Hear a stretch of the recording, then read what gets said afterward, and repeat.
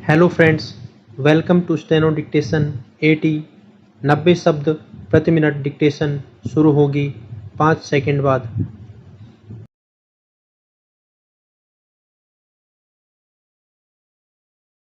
Ready, start. सरकार का दावा है कि टीकों की कोई कमी नहीं है, पर यह सवाल अपनी जगह बना हुआ है कि करीब 3.5 करोड़ लोग दूसरी खुराक क्यों नहीं ले पाए हैं। जब तक सरकार टीकों की उपलब्धता नहीं बढ़ाएगी, इस तरह आधे अधूरे टीकाकरण का कोई मतलब नहीं रह जाएगा। सभी राज्यों में टीकाकरण अभियान तेजी से चल रहा है। कई सरकारें टीकाकरण में अव्वल आने की होड़ करती देखी जा रही हैं। पिछले दिनों टीकों की कमी को लेकर खासी राजनीति भी हुई थी, पर अब वह शांत है। अपने देश में बने 2 टीकों के अलावा बाहर से भी 3 टीके मंगाए गए हैं।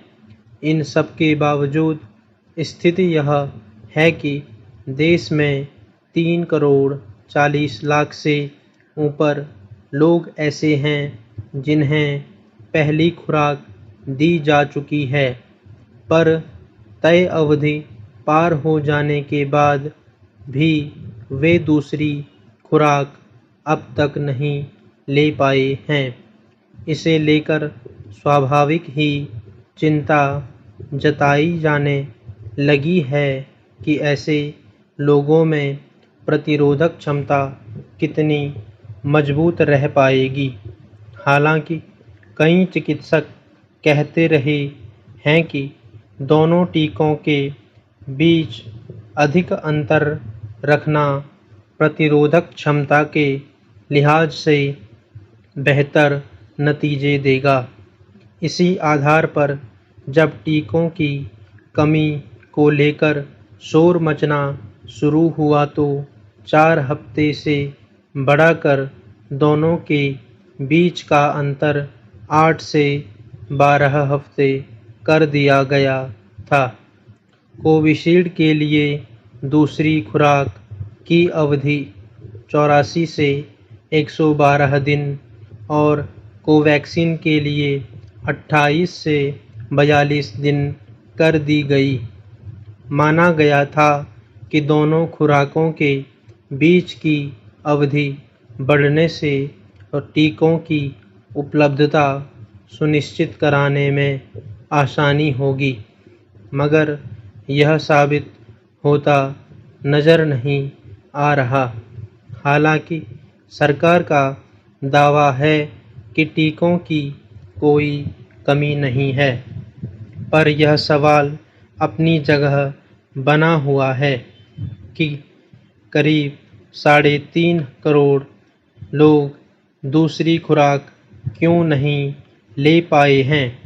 यह ठीक है कि टीका लगवाने के मामले में अब भी बहुत सारे लोगों के मन में हिचक और अविश्वास बना हुआ है। बहुत समझाने के बावजूद वे टीके लगवाने को तैयार नहीं हो रहे। यह एक समस्या तो है ही, पर जो पहली खुराक ले चुके हैं उनके बारे में यह नहीं माना जा सकता कि वे दूसरी खुराक को लेकर लापरवाही बरत रहे होंगे। इससे यही जाहिर है कि टीकाकरण अभियान में पहली खुराक देने को लेकर जितनी तेजी दिखाई जा रही है, उतनी ही तत्परता शायद दूसरी खुराक को लेकर नहीं दिखाई जा रही। टीके और टीकाकरण केंद्रों की कमी भी अभी दूर नहीं हो पाई है। यह शिकायत बहुत सारे लोग करते मिल जाते हैं। कोविन ऐप पर दूसरी खुराक के लिए पंजीकरण करने जाएं तो स्पष्ट लिखा मिलता है कि कोई टीकाकरण केंद्र उपलब्ध नहीं। यही वजह है कि पहली खुराक ले चुके बहुत सारे लोग दूसरी खुराक नहीं लगवा पा रहे। सरकारें टीकाकरण अभियान में तेजी लाने के जो आंकड़े बढ़ चढ़कर पेश कर रही हैं, वे दरअसल पहली खुराक के हैं। शायद सरकारों ने मान लिया है कि टीकाकरण का मतलब पहली खुराक दे देना ही है, मगर इस तरह न तो टीकाकरण का मकसद पूरा हो पाएगा और न कोरोना से लड़ने में मदद मिल पाएगी। अभी 18 साल से नीचे की उम्र के लोगों के लिए टीकाकरण शुरू ही नहीं हुआ है।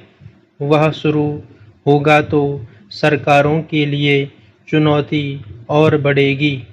यूँ निजी अस्पतालों में भुगतान के आधार पर टीके उपलब्ध कराए गए हैं, मगर इसका लाभ वे लोग भला कैसे उठा पाएंगे जिन्हें 2 वक्त की रोटी जुटाने के लिए भी खासी मशक्कत करनी पड़ती है।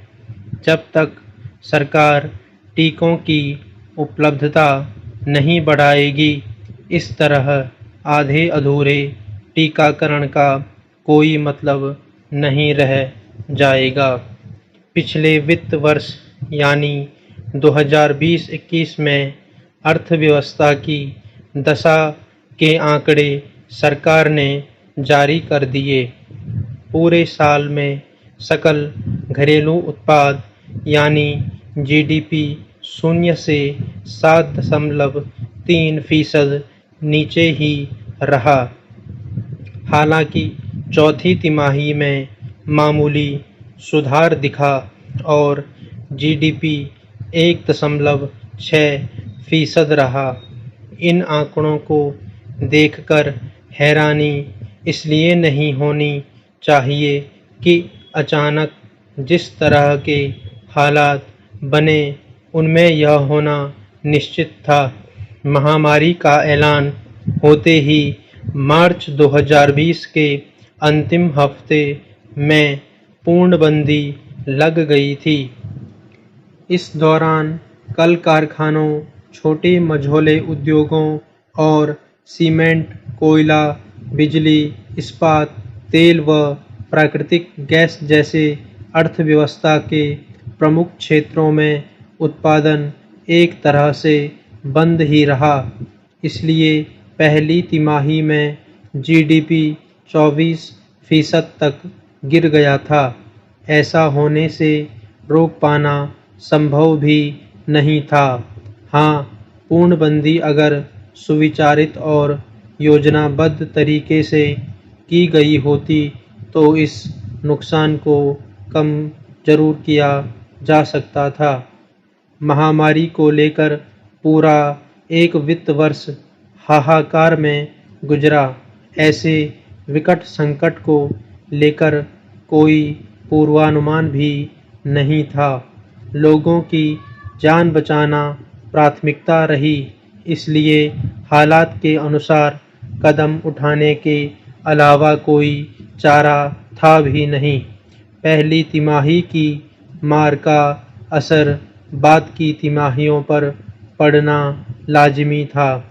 सिर्फ कृषि क्षेत्र ही था जिसने अर्थव्यवस्था को ढहने से बचाए रखा और चारों तिमाहियों में इसकी वृद्धि दर 3.5 से 4.5% बनी रही, जबकि विनिर्माण, निर्माण और सेवा क्षेत्र की तो पहली 3 तिमाहियों में हालात बहुत ही खराब रही। इसका असर रोजगार, उत्पादन, मांग और खपत पर साफ दिखा। सरकार ने जो आंकड़े जारी किए हैं, वे भी इसकी पुष्टि कर रहे हैं। ले देकर चौथी तिमाही में हालात संभलने लगे थे और इनका असर भी दिखा। पहली तिमाही में निर्माण क्षेत्र 49.5% तक लुढ़क गया था। उसमें चौथी तिमाही में 14.5% की वृद्धि देखने को मिली। स्टॉप। ऐसे ही डिक्टेशनों के अभ्यास के लिए चैनल को लाइक, शेयर और सब्सक्राइब जरूर करें और बेल आइकन को जरूर दबाएं।